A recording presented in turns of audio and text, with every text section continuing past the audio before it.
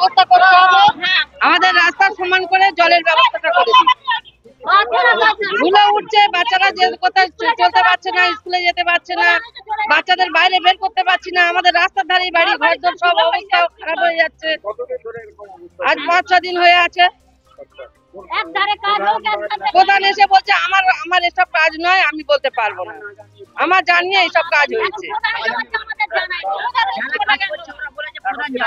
যারা কাজ করছে তারা বলছে যে প্রধান সব জানে, প্রধানের কথা শুনে আমরা করছি, আর প্রধান বলছে আমাদের জানায়নি, এসব আমরা কিছু জানি না।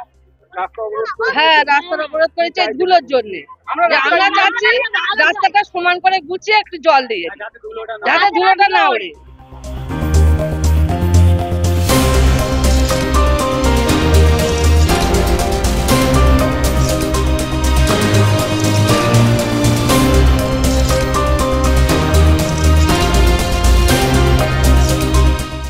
খোলা হয়েছে এমন স্কুলে এত ধুলোর চাপ, কোনো বাচ্চা স্কুলে যেতে পারছে না। মাধ্যমিক উচ্চ মাধ্যমিক পরীক্ষা 11-এর ফাইনাল পরীক্ষা, তারাও যেতে পারছে না।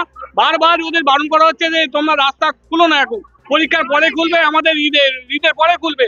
ওরা তবুও শুনছে না, খুলে দিয়ে গেল, দিয়ে ওই পর্যন্ত কাজ ফেলে রেখে দিয়ে চলে গেল।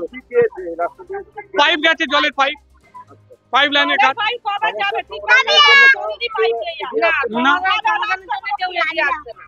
প্রধানবাবু এসেছিল, আমাদের হরিহরপুর পঞ্চায়েতের প্রধানবাবু এসেছিল।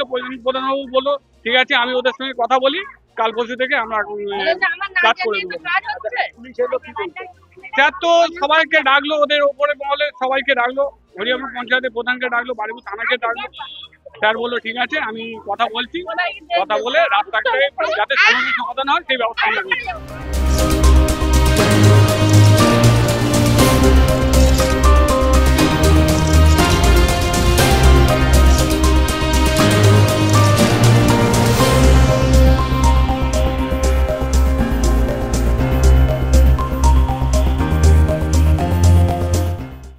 আমাদের ভিডিও ভালো লাগলে লাইক এবং শেয়ার করুন। কমেন্ট সেকশনে গিয়ে জানান আপনাদের মতামত।